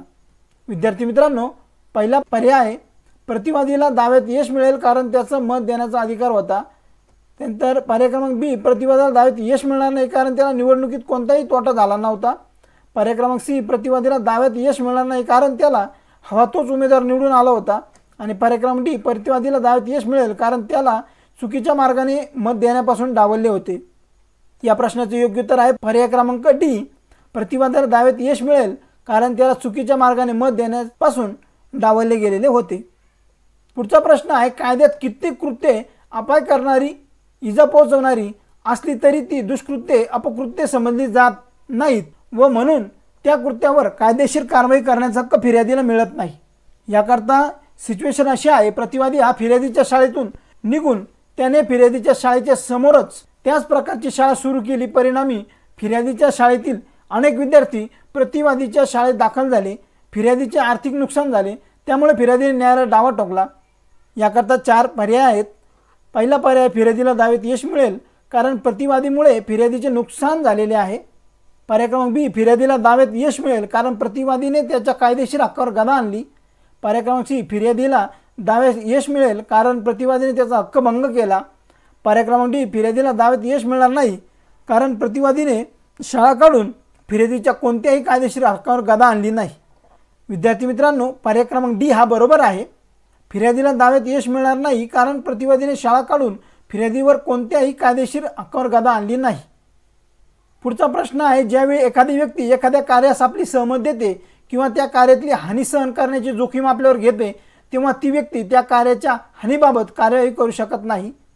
याकरता सिच्युएशन आहे, एका अमेरिकन केसमध्ये हमर रस्त्यावर दारूची आतिषबाजी करत असताना फिर्यादीला स्फोटाने इजा झाली. वास्तविक प्रतिवादीने आतिषबाजी करताना योग्य ती काळजी योग्य त्या प्रमाणात घेतली होती. फिर्यादीला इजा झाल्यामुळे फिर्यादीने न्यायालयात दावा ठोकला. याकरता 4 पर्याय दिले आहेत. प्रतिवादीला दोषी धरले जाईल कारण त्याच्यामुळे फिर्यादीला इजा झाली. पर्याय क्रमांक बी, प्रतिवादीला दोषी धरले जाईल कारण त्याने हमर रस्त्यावर आतिषबाजी केली होती. पर्याय क्रमांक सी, प्रतिवादीला निर्दोष म्हणून सोडण्यात येईल कारण फिर्यादीने आतिषबाजी पोहोचण्यासाठी स्वकुशीने हजर राहिले होते व त्या अपकृत्यामधील जोखमीची त्यांना पूर्ण जाणीव होती. आणि पर्याय क्रमांक डी, वरीलपैकी काही नाही. या प्रश्नाचं योग्य उत्तर आहे पर्याय क्रमांक सी, प्रतिवादीला निर्दोष म्हणून सोडण्यात येईल कारण फिर्यादी आतिषबाजी पाहण्यासाठी स्वकुशीने हजर राहिले व त्या अपकृत्यामधील जोखमीची त्यांना पूर्ण जाणीव होती. विद्यार्थी मित्रांनो, पुढचा प्रश्न आहे, टॉर्ट म्हणजे टिंबटिंब असा आहे. तर या प्रश्नाचं उत्तर शोधण्यासाठी आपल्याला 4 पर्याय दिले आहेत. पर्याय क्रमांक ए, एक सामान्य चूक. पर्याय क्रमांक बी, नागरी चूक. पर्याय क्रमांक सी, गुन्हा. आणि पर्याय क्रमांक डी, कराराचा भंग. विद्यार्थी मित्रांनो, प्रश्नाचं योग्य उत्तर आहे पर्याय क्रमांक बी, नागरी चूक. टॉर्ट म्हणजे नागरी चूक आहे. पुढचा प्रश्न आहे, खालीलपैकी कोणते विधान चुकीचे आहे. याकरता 4 पर्याय दिलेले आहेत. टॉर्ट ही खाजगी चूक आहे. टॉर्ट ही सार्वजनिक चूक आहे. काही चुका या दोन्ही अत्याचार आणि गुन्हे आहेत. शेवटचा पर्याय वरीलपैकी सर्व. तर या प्रश्नाचं योग्य उत्तर आहे पर्याय क्रमांक बी, टॉर्ट ही सार्वजनिक चूक आहे. पुढचा प्रश्न आहे, पिजन होल सिद्धांत कोणी मांडला. तर याकरता 4 नावं आपल्याला दिलेली आहेत. Roscoe pound. त्यानंतर पर्याय क्रमांक बी, लॉर्ड डेनिंग. पर्याय क्रमांक सी, साल्मन. पर्याय क्रमांक डी, अर्नेस्ट हेमिंग्वे. विद्यार्थी मित्रांनो, पर्याय क्रमांक सी, साल्मन यांनी पिजन होल सिद्धांत मांडला. पुढचा प्रश्न आहे, डॅमनम साइन इंजुरिया या तत्वाचा खालीलपैकी कोणत्या प्रकारांमध्ये तत्वात समावेश केलेला आहे. 4 पर्याय आहेत. पहिला आहे रायलँड्स विरुद्ध फ्लेचर. पर्याय क्रमांक बी, MC मेहता विरुद्ध भारत संघ. पर्याय क्रमांक सी, ग्लॉसेस्टर व्याकरणशाळा प्रकरण. पर्याय क्रमांक डी, ॲशबी विरुद्ध व्हाईट. पर्याय क्रमांक सी, ग्लॉसेस्टर व्याकरणशाळा प्रकरण. या प्रकरणामध्ये डॅमनम साइन इंजुरिया या तत्वाचा समावेश आहे. यामध्ये प्रश्न असा आहे, लॅटिन भाषेमध्ये एक म्हण आपल्याला दिलेली आहे. एक्स टुर्पी कॉसा नॉन ऑर्टिटूर ॲक्टो या म्हणीचा अर्थ काय होतो? यामध्ये आपल्याला 3 पर्याय दिलेले आहेत. अनैतिक कारणांमुळे कोणतीही कृती उद्भवत नाही, त्यानंतर कोणताही माणूस त्याला स्वइच्छेने मिळालेला अधिकार लागू करू शकत नाही आणि जोखमीचे फक्त ज्ञान संमती देत नाही. आणि विद्यार्थी मित्रांनो, या म्हणीचा अर्थ अनैतिक कारणांमुळे कोणतीही कृती उद्भवत नाही, म्हणजे पर्याय क्रमांक ए बरोबर असणार आहे. विद्यार्थी मित्रांनो, यानंतरचा प्रश्न आपण पाहूया. डॉक्टर आणि रुग्ण यामधील संबंध हे टिंबटिंब आहेत. तर याकरता आर्थिक संबंध, विश्वासू संबंध, अधिकृत संबंध आणि वरीलपैकी सर्व. तर विद्यार्थी मित्रांनो, या प्रश्नाचं योग्य उत्तर आहे पर्याय क्रमांक बी, विश्वासू संबंध. त्यानंतरचा प्रश्न आहे, टॉर्चच्या दाव्यामध्ये खालीलपैकी कोणता वैध बचाव आहे? यामध्ये तृतीय पक्षाची कृती, त्यानंतर देवाची कृती, त्यानंतर निसर्गाचा कायदा आणि चौथा आहे ऐच्छिक माफीचा कायदा. तर यामध्ये विद्यार्थी मित्रांनो पर्याय क्रमांक बी बरोबर आहे. देवाची कृती हे टॉर्चच्या दाव्यामध्ये वैध बचाव आहे. यानंतरचा प्रश्न आहे विद्यार्थी मित्रांनो, कायदेशीर शब्दात अलिबी म्हणजे काय? तर याकरता 4 पर्याय दिले आहेत. पर्याय क्रमांक 1 आहे संरक्षण, पर्याय क्रमांक 2 आहे गुन्हा, पर्याय क्रमांक 3 आहे पुरावा आणि पर्याय क्रमांक 4 आहे टॉर्ट. तर विद्यार्थी मित्रांनो, संरक्षण याला कायदेशीर शब्दात अलिबी असे म्हणतात. त्यानंतर विद्यार्थी मित्रांनो, खालीलपैकी कोणता पर्याय ॲक्ट ऑफ गॉडशी सर्वात जवळून जोडलेला आहे? यामध्ये फोर्स मेजर, त्यानंतर दुसरा आहे विस मेजर, त्यानंतरचा पर्याय आहे सुरुवात आणि चौथा आहे अल्मोरा. यामध्ये बी हा पर्याय बरोबर आहे. यानंतरचा प्रश्न आहे विद्यार्थी मित्रांनो, नुकसान टिंबटिंब यामध्ये दिले जात नाही. तर याकरता 4 पर्याय आहेत. गुन्हेगारी वर्तन, मानहानीची प्रकरणे, कराराचा भंग आणि उपद्रव. तर गुन्हेगारी वर्तन यामध्ये नुकसान दिले जात नाही. पुढचा प्रश्न आहे, टॉर्ट फेसर म्हणून कोणाला ओळखले जाते? यामध्ये 4 पर्याय आहेत. पर्याय क्रमांक ए, ज्या व्यक्तीच्या अधिकारांचे उल्लंघन झाले आहे. त्यानंतर पर्याय क्रमांक बी आहे अत्याचार करणारी व्यक्ती, पर्याय क्रमांक सी आहे अत्याचारामुळे पीडित व्यक्ती आणि पर्याय क्रमांक डी आहे नुकसान भरपाई देणारी व्यक्ती. तर विद्यार्थी मित्रांनो, टॉर्ट फेसर म्हणजे अत्याचार करणारी व्यक्ती असा या प्रश्नाचा अर्थ आहे. त्यानंतर विद्यार्थी मित्रांनो, खालीलपैकी कोणती जोडी बरोबर आहे? यामध्ये आहे निर्णय कर्जदार म्हणजे डिक्रीधारक, त्यानंतर कर्जदार, जामीनदार, त्यानंतर जामीनदार आणि जामीन आणि विमाकर्ता आणि विश्वस्त.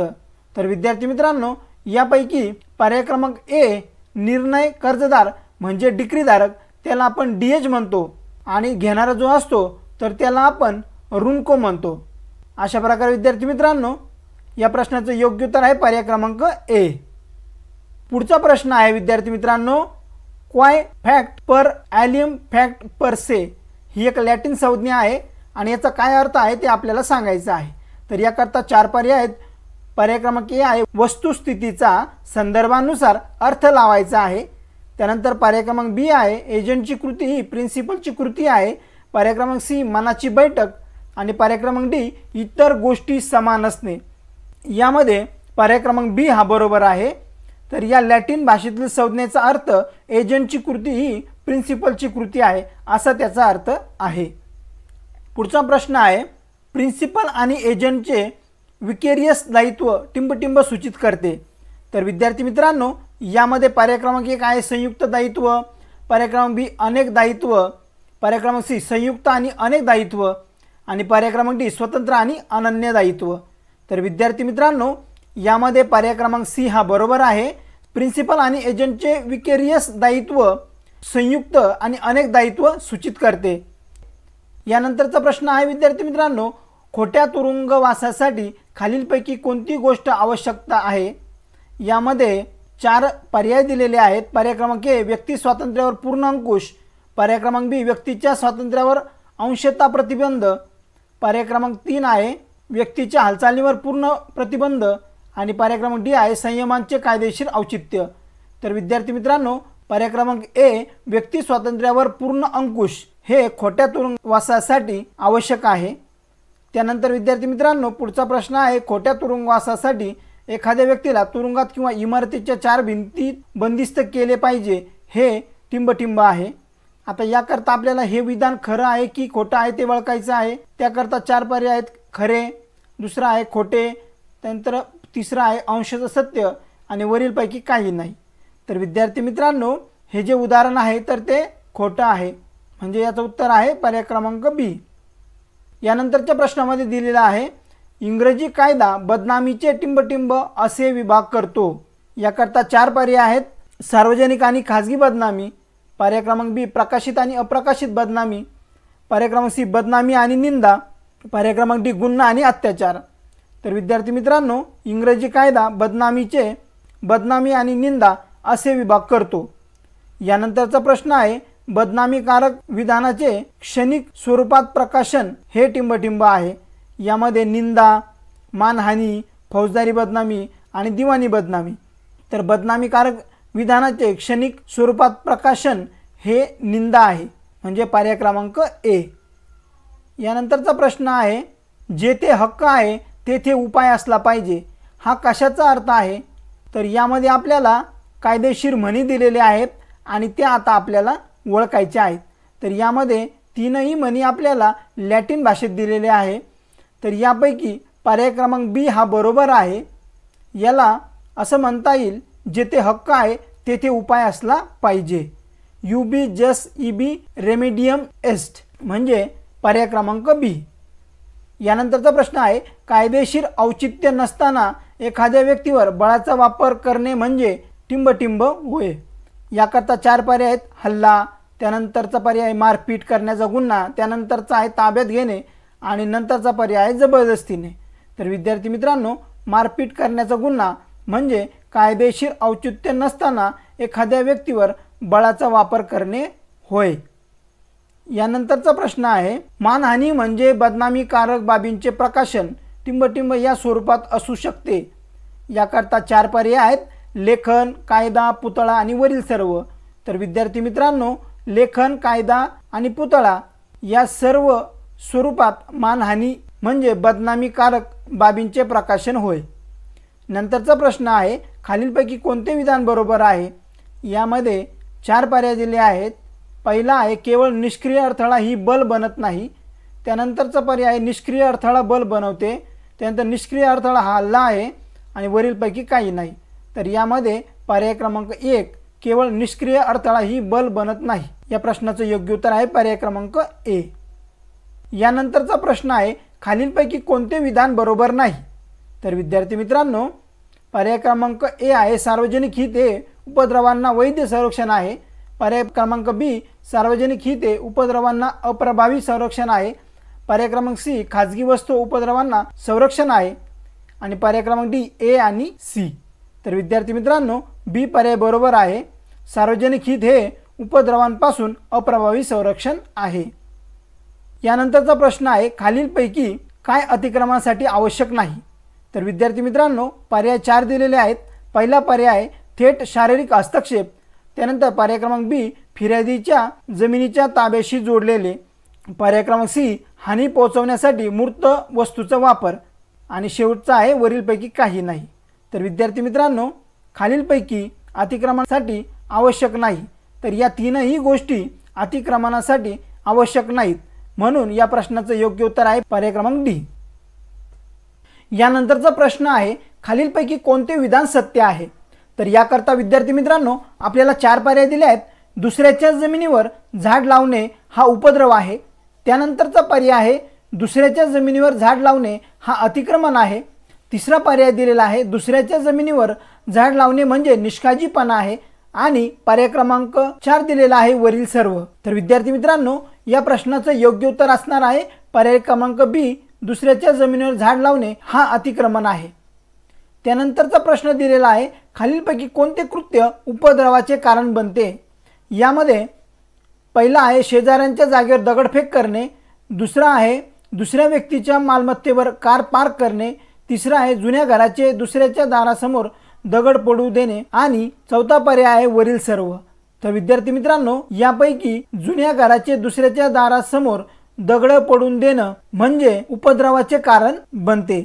यानंतरचा प्रश्न आहे, अतिक्रमण म्हणजे एखाद्याच्या मालमत्तेच्या ताब्यात हस्तक्षेप करणे, उपद्रव यालाच आपण काय म्हणतो? तर विद्यार्थी मित्रांनो, याकरता 4 पर्याय दिले आहेत.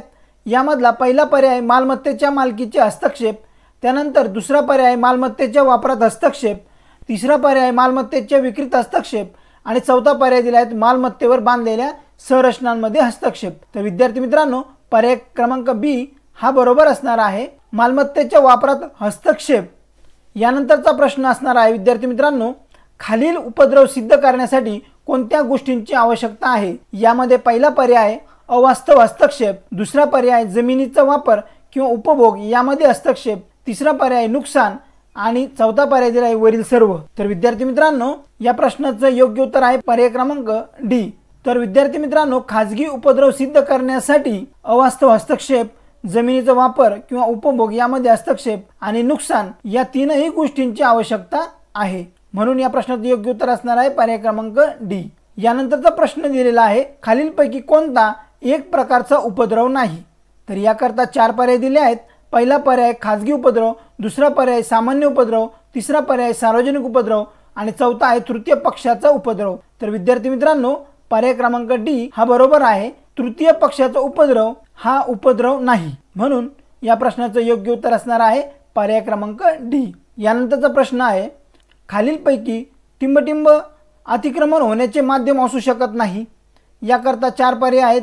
पहिला आहे वास, दुसरा आहे कंपन, तिसरा आहे आवाज आणि चौथा आहे वरील सर्व.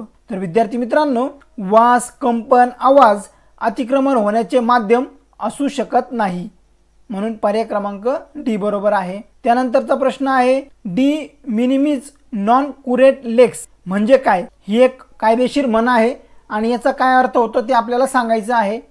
तर इथे तुम्हाला अगोदर पर्याय वाचून घ्यायचे आहेत. कायद्याच्या अंमलबजावणीसाठी किमान इजा आवश्यक आहे. त्यानंतरचा पर्याय आहे कायदा क्षुल्लक बाबी विचारात घेत नाही.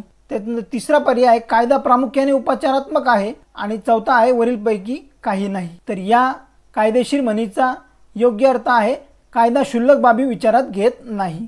यानंतरचा प्रश्न आहे, खालीलपैकी उपद्रवाचे कोणते वैध संरक्षण आहे? याकरता 4 पर्याय देण्यात आले आहेत. पहिला आहे वाजवी काळजी घेणे, दुसरा आहे जवळपास कारण, तिसरा आहे न्याय आणि न्याय काळजी आणि चौथा आहे वरीलपैकी काही नाही. तर विद्यार्थी मित्रांनो, उपद्रवाचे वैध संरक्षण या तीनही पर्यायांपैकी नाहीये, म्हणून पर्याय क्रमांक डी हा बरोबर असणार आहे, वरीलपैकी नाही. यानंतरचा प्रश्न आहे, दुर्भावनापूर्ण खटल्यात टिंबटिंब हे समाविष्ट आहे. तर यामध्ये 4 पर्याय देण्यात आले आहेत. पहिला आहे अयशस्वी फौजदारी कारवाईची रचना, त्यानंतर यशस्वी फौजदारी कारवाई रचना, त्यानंतरचा पर्याय अयशस्वी दिवाणी कार्यवाहीची रचना आणि चौथा आहे यशस्वी दिवाणी कार्यवाहीची रचना. तर विद्यार्थी मित्रांनो, या प्रश्नाचं योग्य उत्तर असणार आहे अयशस्वी फौजदारी कारवाईची रचना. म्हणजे दुर्भावनापूर्ण खटल्यात अयशस्वी फौजदारी कारवाईची रचना हे समाविष्ट आहे. यानंतरचा प्रश्न आहे, दुष्ट म्हणजे काय? याकरता 4 पर्याय देण्यात आले आहेत. पहिला पर्याय अयोग्य किंवा चुकीचा हेतू, दुसरा पर्याय अप्रचलित कृती, तिसरा आहे क्यूड प्रो को ॲक्शन आणि चौथा आहे वरीलपैकी काही नाही.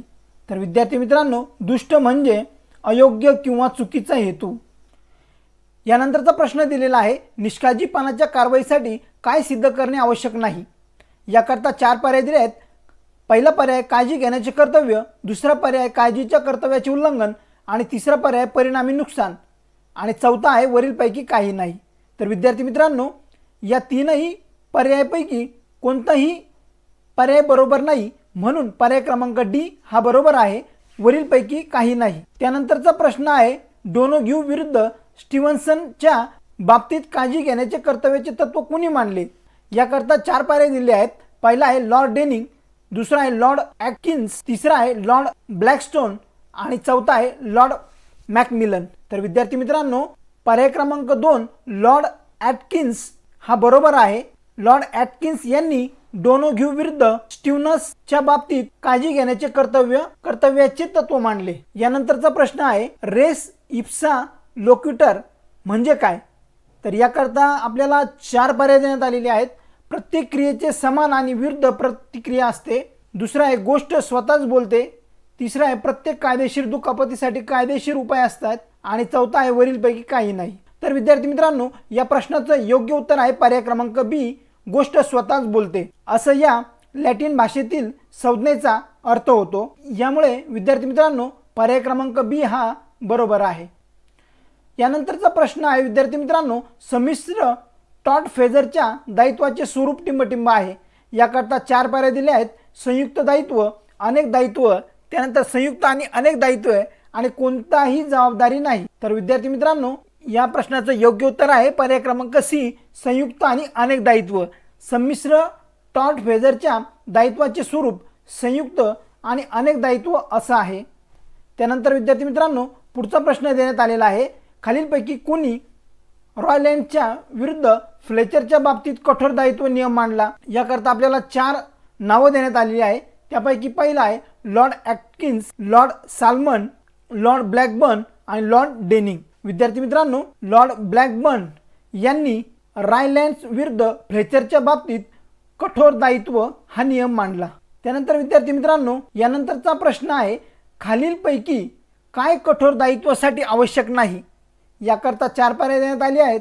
पहिला आहे एखाद्या व्यक्तीने स्वतःच्या जमिनीवर आणलेली धोकादायक वस्तू, त्यानंतरचा पर्याय जमिनीवरून धोकादायक वस्तू निसटणे, त्यानंतरचा पर्याय जमिनीचा नैसर्गिक वापर न करणे आणि चौथा पर्याय रक्षकाच्या दोषामुळे धोकादायक वस्तू बाहेर पडणे।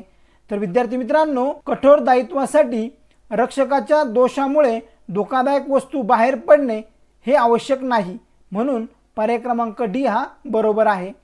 त्यानंतरचा प्रश्न आहे, खालीलपैकी कोणता जमिनीचा गैर नैसर्गिक वापर नाही। याकरता 4 पर्याय देण्यात आले आहेत। पहिला पर्याय निवासी जमिनी शेजारील जलाशयात मोठ्या प्रमाणात पाणी जमा करणे, त्यानंतर पर्याय क्रमांक बी आहे राहत्या घरात गॅसचा पुरवठा, त्यानंतर पर्याय क्रमांक सी आहे निवासी जमिनीवरील विषारी झाडे वाढवणे आणि पर्याय क्रमांक डी आहे वन्य प्राण्याला पाळीव प्राणी म्हणून पाळणे। तर विद्यार्थी मित्रांनो पर्याय क्रमांक बी हा बरोबर आहे, राहत्या घराचा गॅसचा पुरवठा हे जमिनीचा गैर नैसर्गिक वापर नाही। विद्यार्थी मित्रांनो यानंतरचा प्रश्न देण्यात आलेला आहे, खालीलपैकी कोणते नियम कठोर दायित्व याला अपवाद आहेत। याकरता 4 पर्याय देण्यात आले आहेत, देवाची कृती, फिर्यादीची स्वतःची चूक, त्यानंतर तृतीय पक्षाचा कायदा आणि वरीलपैकी सर्व।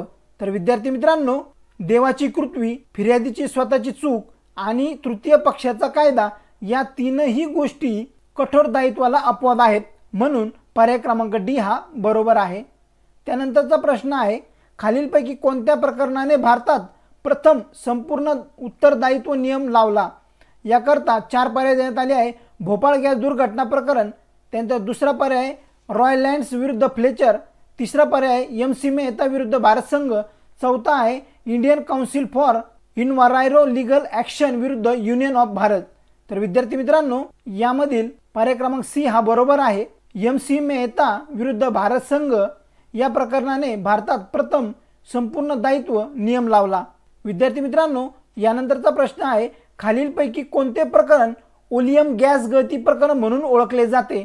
याकरता 4 पर्याय देण्यात आलेली आहेत, भोपाळ गॅस दुर्घटना प्रकरण, त्यानंतर रॉयलँड्स विरुद्ध फ्लेचर, त्यानंतर MC मेहता विरुद्ध भारत संघ आणि Indian Council for Enviro Legal Action विरुद्ध युनियन ऑफ भारत।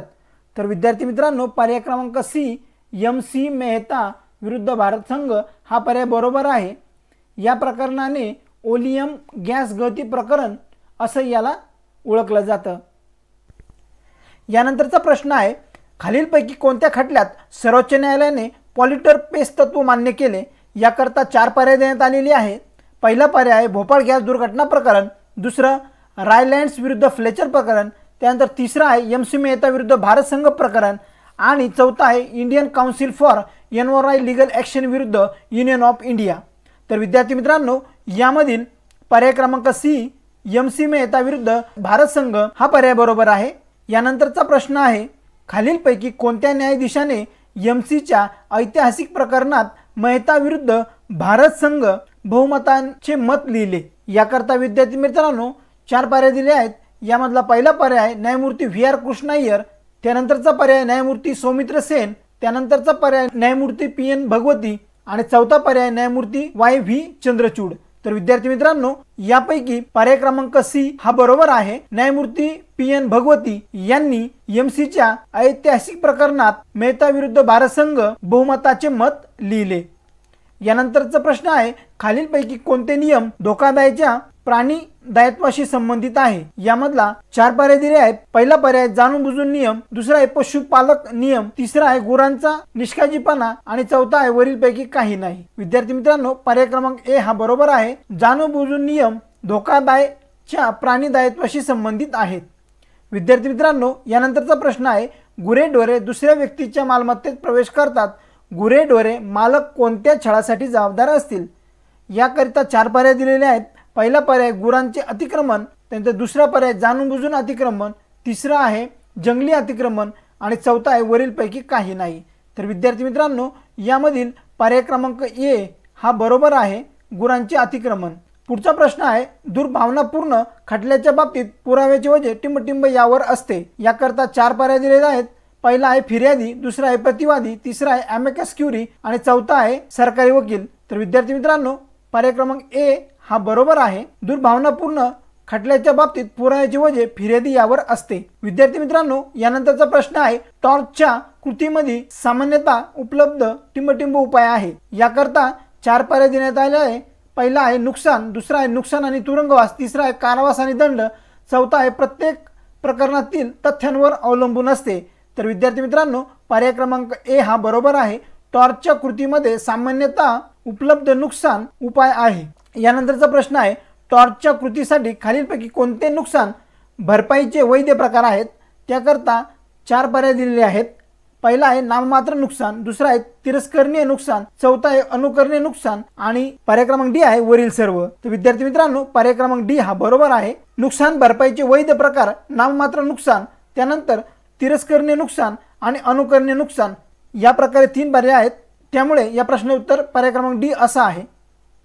यानंतरचा प्रश्न आहे, टिंबटिंब हुकूम आहे. याकरता 4 पर्याय दिले आहेत. न्यायालयाचा आदेश, दुसरा आहे एक विशिष्ट सूट, पर्याय क्रमांक सी न्यायालयात दाखल केलेली विशेष याचिका आणि पर्याय क्रमांक डी रिटचे स्वरूप. तर विद्यार्थी मित्रांनो, न्यायालयाचा आदेश हा हुकूम आहे. याकरता पर्याय क्रमांक ए हा बरोबर असणार आहे. त्यानंतर पुढचा प्रश्न आहे, खालीलपैकी कोणते कायदा मोटार वाहनांच्या अपघाताशी संबंधित दायित्वे नियंत्रित करतात? याकरता 4 कायदे दिले आहेत. पहिला आहे मोटार वाहन कायदा 1988, त्यानंतर दुसरा आहे मोटार वाहन विमा कायदा 1991, तिसरा आहे विमा कायदा 1938 आणि चौथा आहे सार्वजनिक दायित्व विमा कायदा 1991. तर विद्यार्थी मित्रांनो, याकरता पर्याय क्रमांक ए हा बरोबर आहे. खालीलपैकी मोटार वाहन कायदा 1988 हा कायदा मोटार वाहनांच्या अपघातासंबंधी दायित्वे नियंत्रित करतात. यानंतरचा प्रश्न आहे, सदोष वस्तू किंवा अपुऱ्या सेवा कोणता कायदा ग्राहकांना निवारण प्रदान करतो? तर यामध्ये 4 पर्याय दिले आहेत. पहिला पर्याय ग्राहक संरक्षण कायदा 1986, दुसरा ग्राहक तक्रारी कायदा 1991, तिसरा वस्तूंमधील दोषांसाठी ग्राहकांचे संरक्षण आणि सेवा कायदा 2001 आणि चौथा आहे वरीलपैकी काही नाही. तर विद्यार्थी मित्रांनो, पर्याय क्रमांक ए हा बरोबर आहे. ग्राहक संरक्षण कायदा 1986 सदोष वस्तू किंवा अपुऱ्या सेवा ग्राहकांना निवारण प्रदान करतो. यानंतरचा प्रश्न आहे, इन लोकस पॅरेंटिस या शब्दाचा अर्थ काय आहे? याकरता 4 पर्याय आहेत. पालकांच्या जागी, राष्ट्राचे पालक आणि पालकांचे दायित्व, त्यानंतर चौथा आहे प्रशासकीय मंडळाचे कार्य. तर विद्यार्थी मित्रांनो, पर्याय क्रमांक ए हा बरोबर आहे. इन लोकस पॅरेंटिस या शब्दाचा अर्थ पालकांच्या जागी असा होतो. यानंतरचा प्रश्न आहे, पॅरेंट्स पॅट्री या शब्दाचा अर्थ काय आहे? याकरता 4 पर्याय दिले आहेत. पालकांच्या जागी, दुसरा आहे राष्ट्राचे पालक, विश्वासू संबंध आणि प्रशासकीय मंडळाची कृती. तर विद्यार्थी मित्रांनो, यामधील पर्याय क्रमांक बी हा बरोबर आहे, राष्ट्राचे पालक. त्यानंतरचा प्रश्न आहे, सरकारद्वारे पर्यावरण संरक्षण योजनेचा विस्तार खालीलपैकी कोणता एक भाग म्हणून सादर करण्यात आला? तर याकरता 4 पर्याय दिले आहेत. विशेष आर्थिक क्षेत्र, इको सेन्सिटिव्ह क्षेत्र, विशेष संवेदनशील क्षेत्र आणि विशेष पर्यावरण क्षेत्र. तर विद्यार्थी मित्रांनो, पर्याय क्रमांक बी इको सेन्सिटिव्ह क्षेत्र हा बरोबर आहे. सरकारद्वारे पर्यावरण संरक्षण योजनेचा विस्तार इको सेन्सिटिव्ह क्षेत्र एक भाग म्हणून सादर करण्यात आलेला आहे. अशा प्रकारे विद्यार्थी मित्रांनो, लीगल रिझनिंग या विषयावर अतिशय महत्त्वाची प्रश्न आपण आजच्या व्हिडिओ लेक्चरमध्ये घेतलेले आहेत. अशाच प्रकारे महत्त्वाची प्रश्नांची उत्तरे आपण या सिरीजमध्ये घेणार आहोत। तर विद्यार्थी मित्रांनो, तुम्ही जर लॉ सीईटी 3 इयर तसेच लॉ सीईटी 5 इयरची तयारी करत असाल तर आमच्या या सिरीजला नक्की फॉलो करा। तुम्हाला सीईटी परीक्षेमध्ये हमखास चांगल्या प्रकारचे मार्क मिळतील। तर विद्यार्थी मित्रांनो, तुम्ही माझा व्हिडिओ शेवटपर्यंत पाहिला त्याबद्दल मी तुमचे आभार मानतो। विद्यार्थी मित्रांनो, व्हिडिओ आवडला असेल तर लाईक करा, शेअर करा आणि आमच्या चॅनलला सबस्क्राइब करा। धन्यवाद विद्यार्थी मित्रांनो।